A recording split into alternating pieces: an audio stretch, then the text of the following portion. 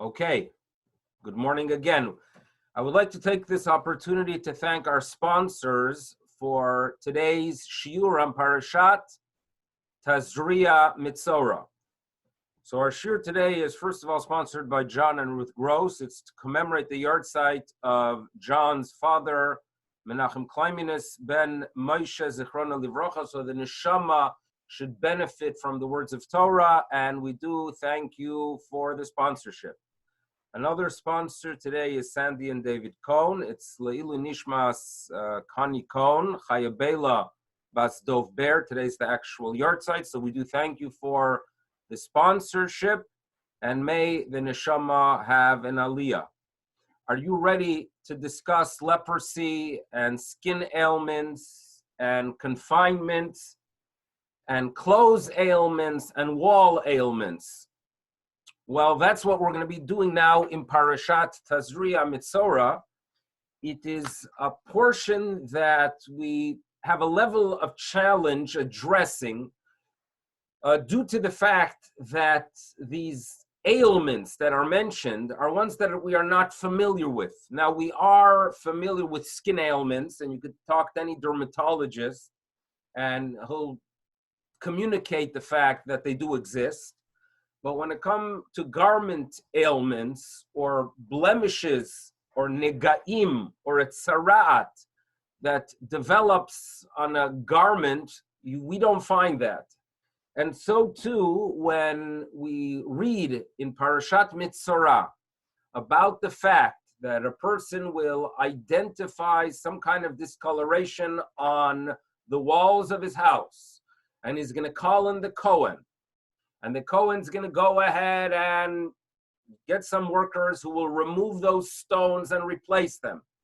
And then he will come back and he will see that the discoloration returns. And the next requirement is to demolish the home. So again, these are things that we are not familiar with. And there's a level of difficulty in appreciating the message of this very unique parasha. Now, Maimonides makes it very clear that you should know that what is described in Pareshat Tazria-Metzora is supernatural. It's not natural. In the words of the Rambam, I'll quote you the Rambam tells us it was an ot upele, a sign and a wonder. Haya be'Yisrael. This was not natural. But it was there for a purpose. It was there for a purpose. Says Maimonides, Kedei lahachziran, that all these events, when they occurred, and the proper order according to rabbinic tradition was, that first a person would have some kind of issue with his walls. And if he improves his actions, because this ailment was more of a manifestation of a spiritual flaw. So if the individual would address his spiritual flaw, the ailment would vanish. If not, the ailment would move on from walls to garments. And if the individual does not learn the lesson, it will move from garment to skin. What issue, what area does God Almighty want us to improve when these ailments came into existence, when this tzarat came into being? So the rabbis tell us, and Maimonides tells us, and the Chafetz Chaim tells us that it relates to Lashon Hara, slander or negative speech about others. And this is how we approach this parasha. In other words, this is not a parasha that we're going to study in great detail to apply it. Believe it or not, there is actually an opinion in the Talmud that when it comes to the tzarat of walls, and again, it's mentioned in Pareshat Metzora, that there could be a situation where the walls of your house develop a discoloration and it's something supernatural. There is an opinion in the Talmud that this never occurred. Lo haya velo nivra. It's not possible. So why on earth is the Torah sharing with us information that could never occur? And the Talmud says, drosh V'kabel sachar, study it, right? Learn it, and you're going to be rewarded. You're going to be rewarded because number one, it's Torah, and studying any section of Torah is rewarding. But number two, if you learn the lessons, there are important lessons that we have to focus on here. And lesson number one, obviously, is Lashon Hara, sensitivity we have to have towards speech regarding others, right? What do we share? What do we not share? What do we yes forward? What do we not forward? That's lesson number one, a very relevant one. And Maimonides and all the great rabbinic authorities throughout the ages want us to walk away with that.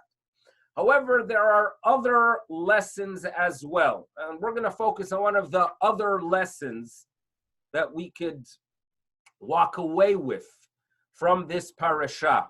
And that's what we're going to do today. So again, we thank our sponsors. Now, if you do have in front of you the printout, we're going to read number one and then number two. Number one is really what appears in Pareshat Tazria, Adam kiyeh be'or bisaro.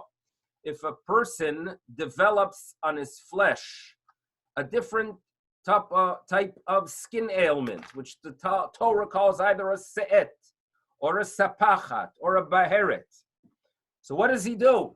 Do you go to your next door doctor, right? Do you go to a walk-in clinic? So the Torah tells us, no, vehuva el Aharon HaKohen, find the Kohen. Or elechad mibanav hakohanim, or one of his children, or one of his descendants. So you need Kohanim for this one. Why Kohanim? So in reference number two, Rashi shares with us that you should know this is the decree of the Torah. In other words, don't think that the Kohanim were the only ones who had expertise in skin ailments, in clothes, in garment ailments, in wall ailments. There was an expectation that the Kohen studies this issue in depth. There's an expectation that, yes, he is familiar with it, but don't think that it is only because of their expertise, but rather, in the words of Rashi, Gzeirat HaKatuv. It's a decree of the Torah. A decree, it's a must. She'ein tumat negaim v'taratan. That the only way you can identify definitely that an ailment is negaim. In other words, even if a person has expertise and he looks at his skin and he says, you know what, this doesn't look good, this looks like a nega. If the one looking, he could be the greatest Torah scholar. If he is not a Kohen, he is not qualified to determine it is a nega. So therefore, en tumat negaim, it is not going to be identified as a nega. And the purification as well will not take place. In other words, eventually it decreases in size and there are other signs that the ailment is coming to an end. No one can do that undoing. No one can identify it as a cured sarat. Only a ela alpi Kohen. The mission of the Kohen. So if we have Kohanim tuning in today, you should feel proud of the fact that you are a member of that tribe, of that family that has the ability to identify negaim. And number two, to provide the good news, the nega is over. What is it about the Kohanim? Right? What's so great about these Kohanim? I love Kohanim. Some of my best friends are Kohanim. I love hearing Birkat Kohanim when we merit to hear the Birkat Kohanim. But we're going to try to figure out what is it about the Kohanim that they, and only they, could be the ones to identify something as a nega. That's what we're going to try to find out. Fine. So reference number 3 is a statement made by Rav Moshe Isserlis. Rav Moshe Isserlis, 16th century, born around 1525, dies around 1572, the Ramah, and obviously some of you visited the Ramah Shul, and we're going to be quoting something from Rav Moshe Isserlis in his work Darkei Moshe. And it addresses an issue that relates to some very complex entities known as humans. If I assume you're aware of the fact that human beings are very complex, right? we're a bissel mishuga, all of us, some a little bit more, some a little bit less. But we are very, very sensitive. We are very, very sensitive beings. And there are times when we are vulnerable. There are times when we are far more sensitive. And halacha addresses a very unfortunate situation that relates to human sensitivity and situations where there is pain. And what are we talking about? So I'm going to let Ramosha Isserlis talk to us a little bit in reference number 3. He starts off by quoting the great Ashkenazi authority who lived a good 140 years before him, known as the Maharil, Rabbi Yaakov Molin, and he quotes Rabbi Yaakov Molin. Rabbi Yaakov Molin believed that soneh, someone who hates another person, in other words, two people simply don't get along, there's animosity, there's hatred. So Maharil gave approval or stated that it is permissible shesoneh yachol levaker sono hacholeh. In other words, Ruvain has an issue with Shimon. They can't stand one another, right? They were once in business together. They got into a fight, and therefore they haven't talked in 20 years.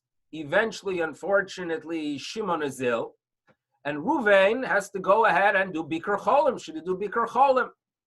Says Maharil. So Maharil was asked the question, can Ruvain go ahead and visit Shimon? And he says, permissible. Comes Ramosha Isserlis, and he says, I disagree. I completely disagree. I am of the opinion de asur, that there is a prohibition. And Ramosha Isserlis is going to prove that when someone's in a vulnerable, in a sensitive, in a time of pain, if the person visiting has some kind of issue with him, that could go ahead and increase the pain. And he proves it from a story. In reference number 4, I have it in English. The Talmud talks about a high priest who lo aleinu is a ovel, who lost a relative. And due to the fact that he lost a relative, people are coming for nichum avelim. People are coming for comforting the mourner. So one of the individuals getting in line, wanting to go ahead and give words of comfort to the high priest, was what is known as a kohen mashuach she'avar. In other words, it was a person who was a high priest, but due to some technical issue with impurity, he got demoted, and a different high priest took over his position. So high priest who was originally high priest obviously has a level of discomfort and animosity towards the other high priest. And if you know the rule that if Reuven is agitated by Shimon, human nature is such that Shimon is going to be agitated by Reuven. So therefore, in reference number 4, we'll read it first in English, then if you have a previously anointed high priest, he should not come before the high priest to give him comfort. Reason being is that when the high priest sees someone, the high priest Nebuch is an ovel, he just lost a parent, he's in a state of pain, and who does he see walking by in front of him saying, I'm so sorry about your loss? Who does he see? The individual for the past 5 years he's been fighting with, right? And okay, we'll assume the high priest is not actually fighting, but you could assume that he's a human, and if he sees someone where there is some level of animosity, perhaps it's going to bring about pain in the high priest. So therefore, we are concerned that the high priest will become distraught, and he's going to think to himself, the high priest who's in mourning, that, this individual who has an issue with me, he is happy about my state of being in bereavement. That's a statement in the Talmud. Comes Ramosha Isserlis, and he applies this statement to a situation of Bikur Cholim and Nichum Avelim. And therefore, he says, no bikur cholim, if there is someone that is laying in bed lo alein, and someone who wants to come visit him has an issue with him, and the person laying in bed is going to perhaps sense that the one walking in to give him some words of comfort or encouragement actually is celebrating, even if it's a very small percentage within his emotions. But for the one who is laying in bed and sensitive, he might pick up that 1% of happiness that is within the person visiting, or the person who Aleinu is sitting Shiva. If someone walks in and there's an issue between the two, and the person sitting Shiva might sense that the person who walked in is a little bit happy, that is something to avoid. And therefore it says, Ramo lo yelech etzlo, because you don't want to weaken his mind. What Ramo is telling us is, number one, humans are complex, if you haven't known that. Number two, we are extremely sensitive. And number three is the idea that when someone is indeed in a time of pain, even if words are not said, the emotion of the other, or even a perception, or even a thought that perhaps the other individual is thinking something about me could bring about pain. The seichel you need to have to give good nichum avelim, right? The common sense we need to give proper encouragement to someone that is dealing with illness is indicated here. Because if the person senses anything within you, any level of happiness, any level that indicates a lack of sensitivity, it will bring them pain, right? And unfortunately, we all could share stories of people saying the dumbest things during a shiva, people saying things that are lacking sensitivity during illness. I remember my father, alav shalom, he came back to Toronto in the early 1990s. A year later, he was ill. So there was someone that said that, you know why my father got ill? It's because he left Israel. It was a big Tziyoni. And the individual said, it must be, he left Eretz Yisrael. That's why God's punishing him. And I don't think that's the smartest thing to say to someone who's dealing with pain. You don't need guilt as well, right? Guilt is there anyway because we're, that's part of it's within our DNA. Have seichel what you say. And now Judaism, in our tradition, and this statement of the Ramah is telling us that you should know, it is not just that you have to be careful what words come out of your mouth, even be careful with your emotions, because words or facial expressions might indicate an emotion. And if I don't feel complete pain, I shouldn't be walking into someone to do Bikur Cholim. If I don't feel the other individual's state, I shouldn't walk in and do Nichum Avelim, right? Therefore, every Shiva should have a meditating room before you walk in. Well, then you've been by Shivas and they have a coat rack outside. So near the coat rack, there should be like this cone of silence. If any of you remember, what was it, Maxwell Smart? Some kind of cone that you walk into, or a room or a booth. And you sit there for 10, 15 seconds and you meditate what the other person is going through and the pain they have. And by the way, I have no doubt that I failed in that area as well, because I happen to be human, that perhaps I did not maximize my requirement or fulfill my requirement of sensing what the individual is going through. So that's what we are being told here, right? Now, to appreciate this idea, we'll have to address the negative side of it as well. There's a word in German that made its way into the English language, and I'll try to pronounce it as a German, as to the best of my ability. I don't know if that's smart by Yom HaShoah. There's a term of Schadenfreude. Schadenfreude. In other words, when I feel delight in the misfortune of others, right? When I see someone, right, struggling to get their load, right, onto a bus, and I stand by and I have pleasure and enjoyment from their misfortune, Schadenfreude, right? That's a term that exists in the dictionary. I looked it up. Now, in our tradition, there it is called sameach le'ed. Sameach, I'm sameach, when the other person is going through a tragedy. And there's a verse in Mishlei, it's reference number 6. Loeg larash, if someone mocks a poor man, he is actually cheref oseu. He is blaspheming the Creator. But, and the second half, if on the other hand, if you rejoice in the misfortune of others, if you are sameach le'ed, lo inakeh, you're not going to go unpunished. It is such a flaw. That's the complete opposite of what our requirement is as a good Jew. The good Jew is supposed to be sensitive to the other. The term of noseh be'olim chaver, if there's another person suffering, I should feel the pain. I should feel it. The complete opposite, the polar opposite is sameach le'ed.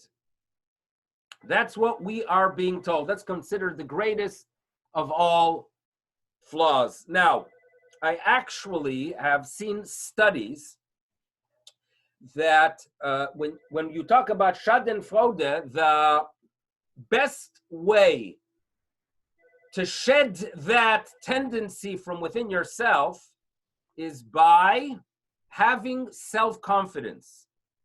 You hear it? In other words, if someone had a healthy childhood and feels that he loves himself for the right reason, in other words, that you value who you are, and good value in our tradition, good value means I understand that I have a spirit of God at Tzelem Elokim. I value myself for the good deeds I do. That's considered healthy self-confidence, healthy self-esteem. When a person has healthy self-esteem, you could go ahead and purge that negative tendency we have to celebrate the misfortune of others. Now, how do I know this from our tradition? So we're going to turn to one of our great heroes in this field. The great hero we're going to talk about is Hillel HaZaken. Okay?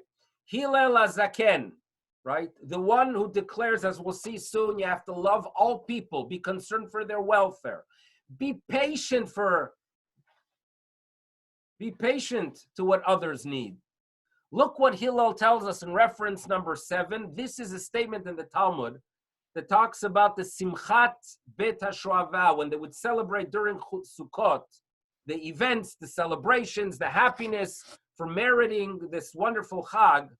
So we are told in Tractate Sukkot, Tanya, it's shared in a Braita, Amru alav al Hillel HaZaken. They say regarding Hillel, Kishehaya sameach besimchat bet HaShoeva, when he would celebrate during the Simchat Bet HaShoeva, he would say, Im ani kan, if I'm here, hakol kan.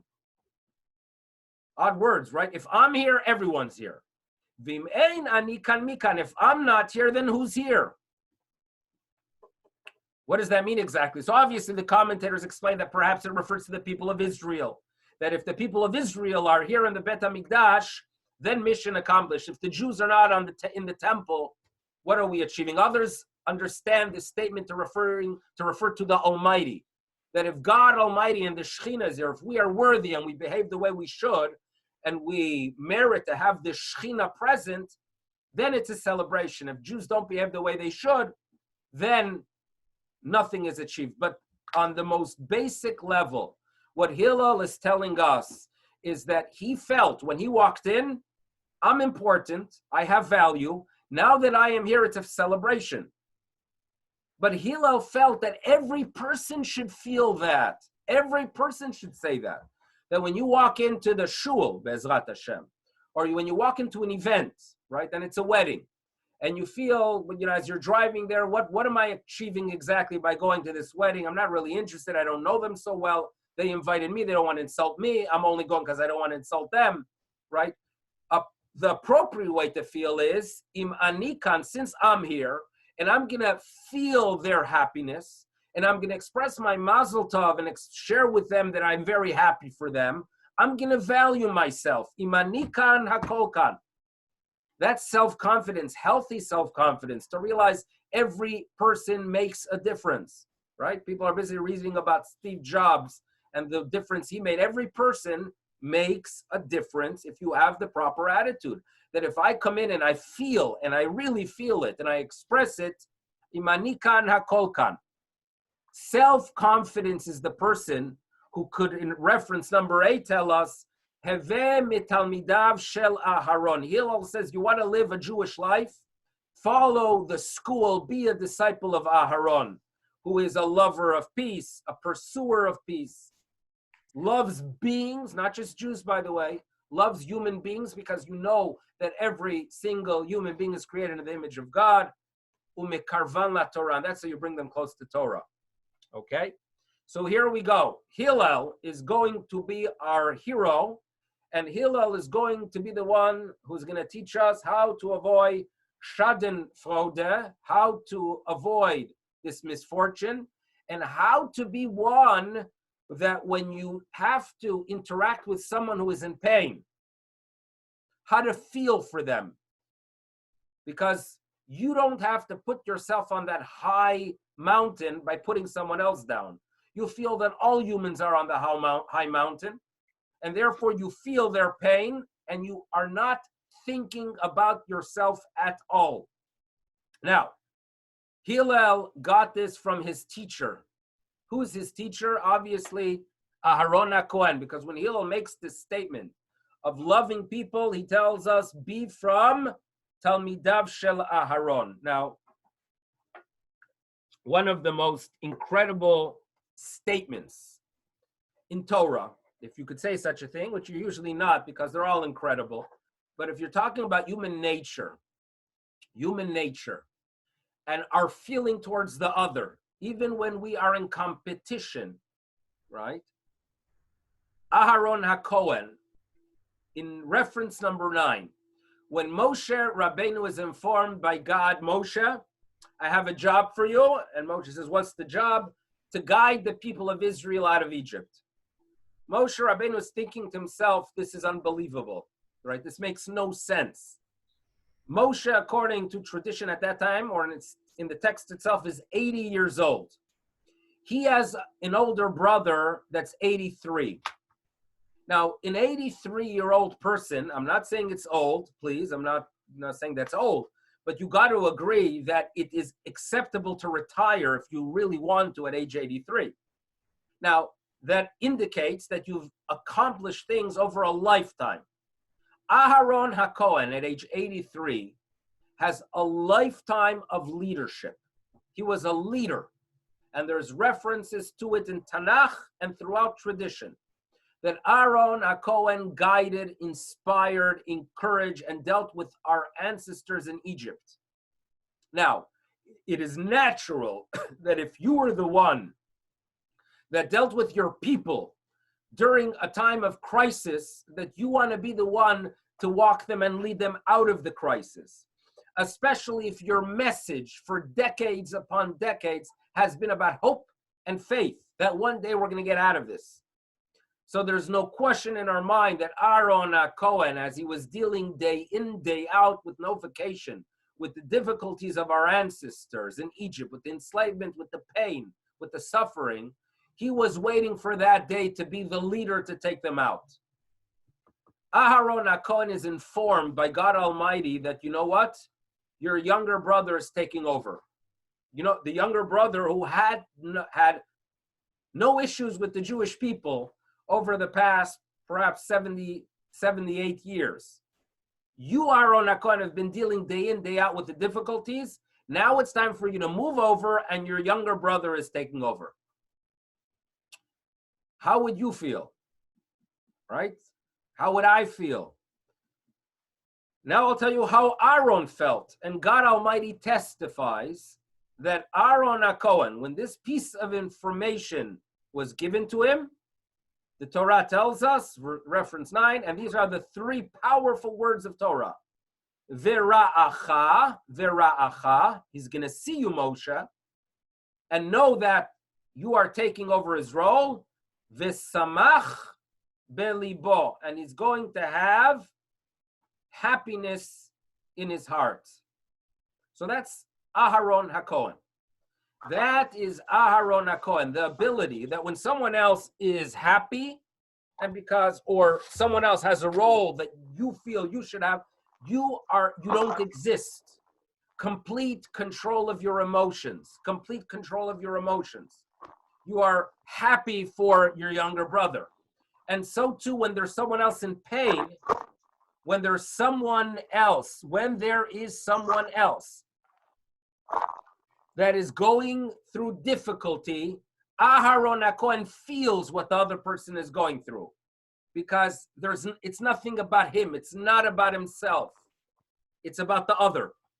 And therefore, Aharon HaKohen is the one that walks into someone's house, looks at the wall, right?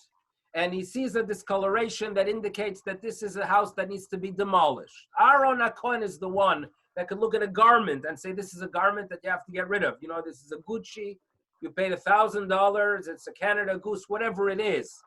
And to tell the person, you got to get rid of it. Imagine if the Cohen would be a little bit happy because he doesn't like the guy.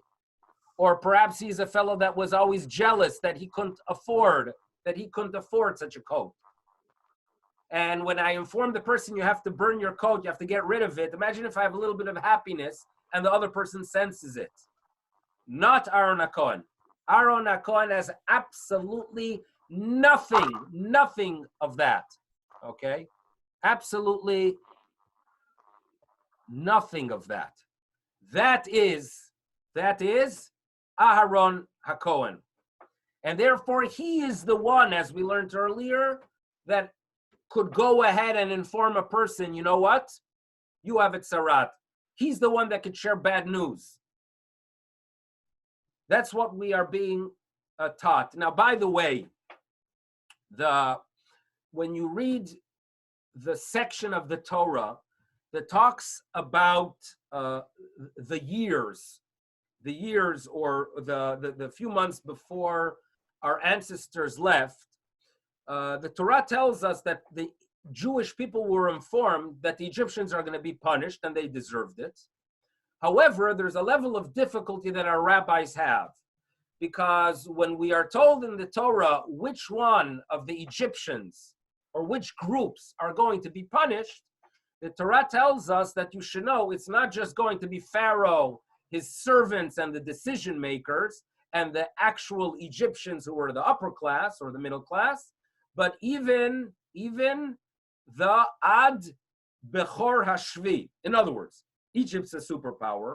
There are many minorities there. The Jews were not the only second-class citizens there.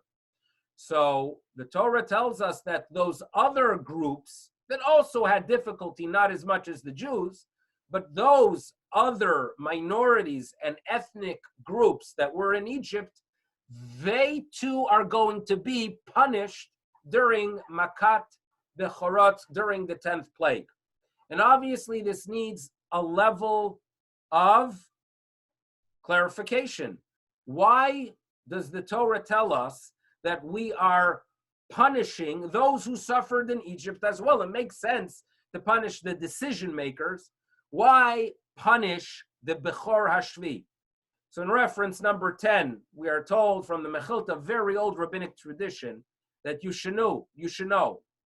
It teaches you, Shekol Gzerot, that when it came to any decree, Shehaya Paro Gozer al Israel, any decree that came about through Pharaoh and his officials upon the children of Israel, how did the other minorities deal with it? Hayu hashvuin smechin. They were happy. In other words, if let's say you were some Ethiopian minority in Egypt and you didn't have rights and you had difficulties, and then you would see the Hebrews suffering, and there was a decree upon the Hebrews that they're going to kill the males. There was a decree upon the Hebrews that they're going to enslave them completely. So how did this Ethiopian or Eritrean minority in Egypt deal with it? Hayu smechin, they were happy. Ha ha, so nice to see the Jews suffering. And that was their entertainment, by the way. That's how they entertained themselves. They had probably a Mitzrayim TV, like an MTV, right? Where these people late at night, these minorities who did not have, a day of great quality, they would sit there and watch and be entertained by the suffering of the Jews. Complete schadenfreude. So the Mechilta tells us that's why they deserve punishment, because they were sameach le'ed. They were rejoicing in the misfortune of others, of the Jewish people. That was the culture in Egypt, by the way, right? That they would sit around and talk and just love talking about people that have downfalls. Can you imagine in Egypt how much they would love some story like of Meghan Markle, right? I got the name right, I think.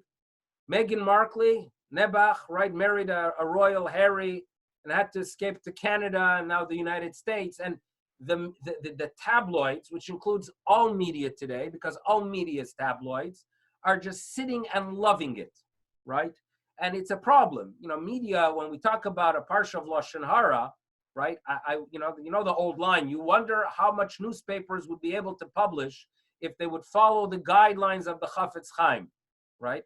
And it's a sensitivity we have to have when we go ahead and read it, that we are talking about lives, right? A young lady marries a royal. Does she deserve to be discussed in every single aspect and detail? I'm not sure, right? But there's something that we as a society enjoy. We love the downfall of someone, right? And when there's someone that was rich and famous and successful, and that, like, we share, that was Egypt, by the way.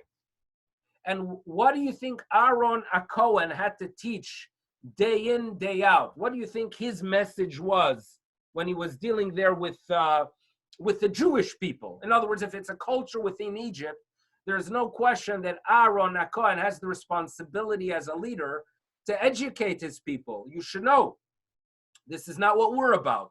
When someone else is suffering, we don't celebrate it. And it makes no difference if they are Jewish or not Jewish. Don't be like those other minorities who are celebrating when we have our downfall. Don't do that. Don't be like that. That was the message of Aaron HaKohen. And as a result of many years of not just preaching it, but living by these values, he turned into a person that at age 83, and you know how it is, by the way, that if we have natural tendencies that we don't work on when we are 20 or 30 or 40 or 50 or 60 or 70, they get worse, right? If a person has an issue with jealousy, for example, and you don't work on yourself, to talk to yourself, there's no reason to be jealous. Be appreciative for what you have. It gets worse when you get, on the other hand, when you have a person who works on themselves and works on appreciation and works on gratitude and works about on having concern and feeling the pain of another person. At age 30, they're better off than age 20. And so too, they become better people. It's a reality. In other words, I remember I'm looking here at a portrait of my Rosh Yeshiva, Rabbi Avram Chaim Levin Zatzal. And he was a person that was naturally very intense, very serious. He took things very seriously. I saw pictures of him as a child, and you see he was an intense child. At his old age, when you would meet him in his 70s and 80s, he was the happiest person around. Very happy, always smiling. And people remembered him in his 20s, say he wasn't like that. A little bit more in his 30s, he became a little bit, and then 40s. And in other words, he felt that this is something I have to work on. It's not my natural tendency to just be smiling all the time. I'm going to work on that personality. And you become what you make of yourself. That is a reality. And therefore, you interact with people that are a little bit older. You see their journey of life. Aaron HaKohen, after preaching to the Jewish people in Egypt, don't be sameach le'ed. Don't celebrate the misfortune of others. Don't act like minorities do in many countries when they are suffering, that they just love to see the downfall of the powerful. Don't be like that. It's not Jewish. When you see someone else, if they're sad, feel sadness. If they're in pain, you feel pain. And if they're happy, you feel happy. Walk into a wedding, feel the happiness, right? Remember my cousin in Israel telling me that, something that for him is very disturbing is to walk into a wedding and people talk about the food or about whatever other, the only discussion should be, and he's a person that worked on himself, the only discussion should be, how can I express my happiness that the other person has because I am exercising happiness throughout this wedding because I feel their happiness. That's Aaron HaKohen, and that is a person that eventually at age 83 could say and could feel and could turn to Moshe and say, I'm so happy that you have this role. And he felt it. And that's the person that can walk into our house and say, you know what, unfortunately, there's an illness. You know, none of us like getting rebuked.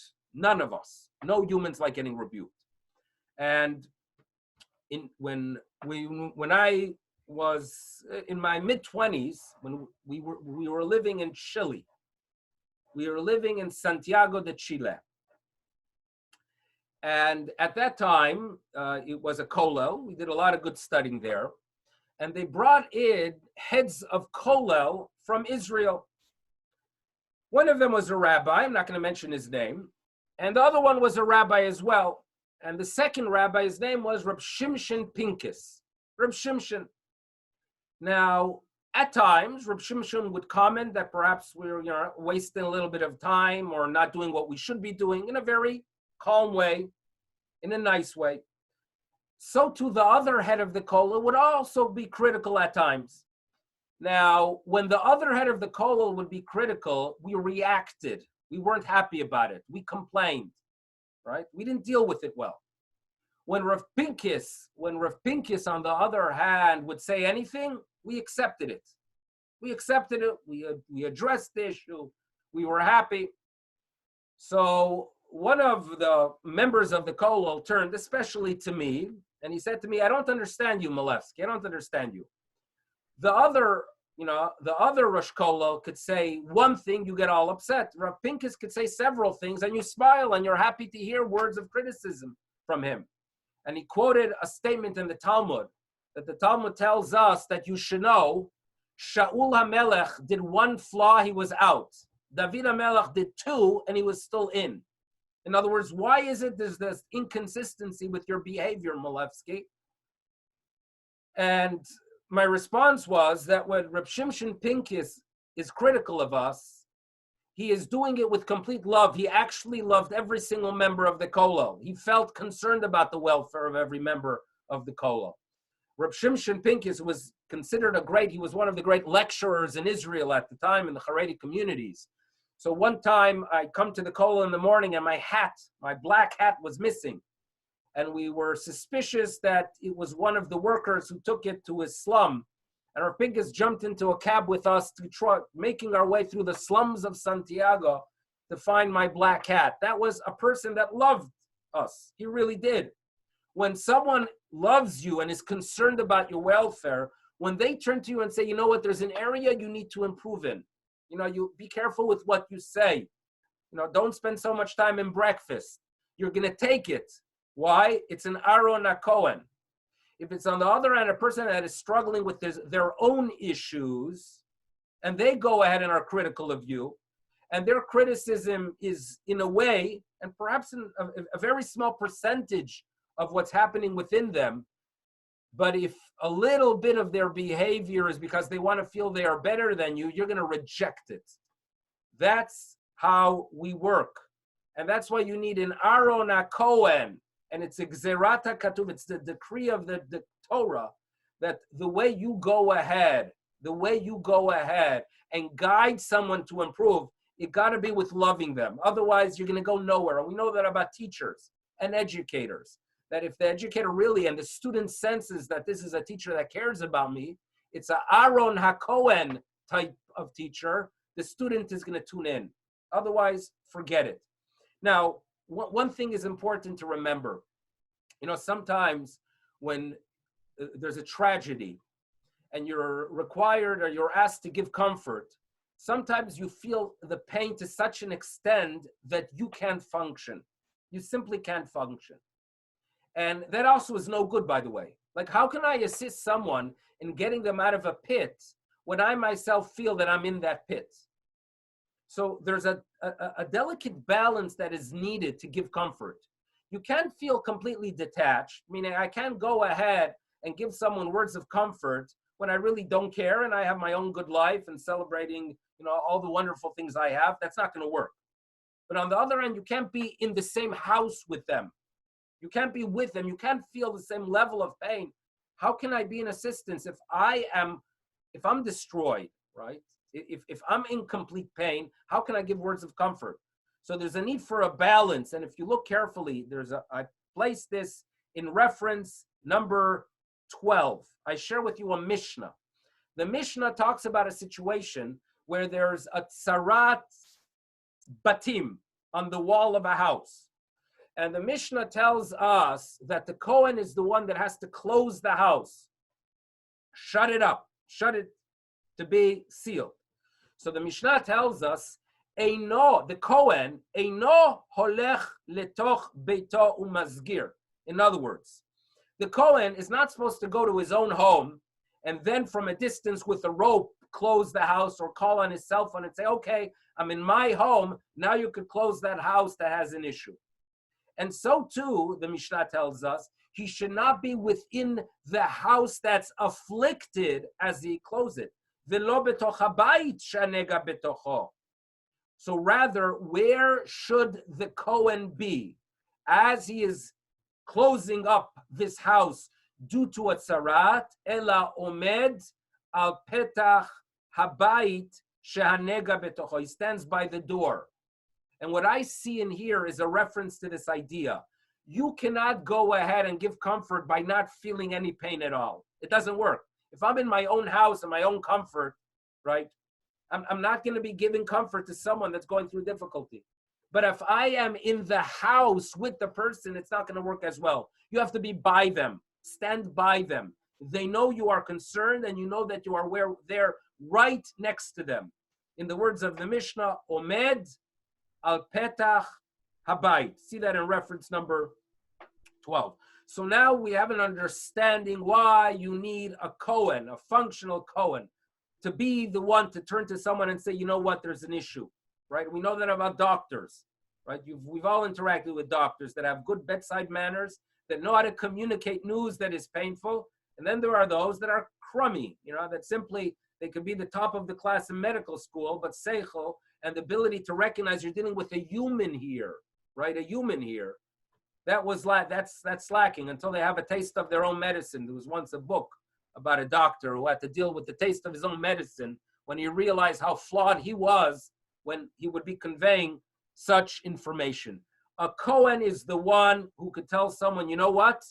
You are in a state of sarat. However, the Kohen has to be the one to also tell people how to come out of it. Because the whole idea of tsarat is being detached from society, from civilization.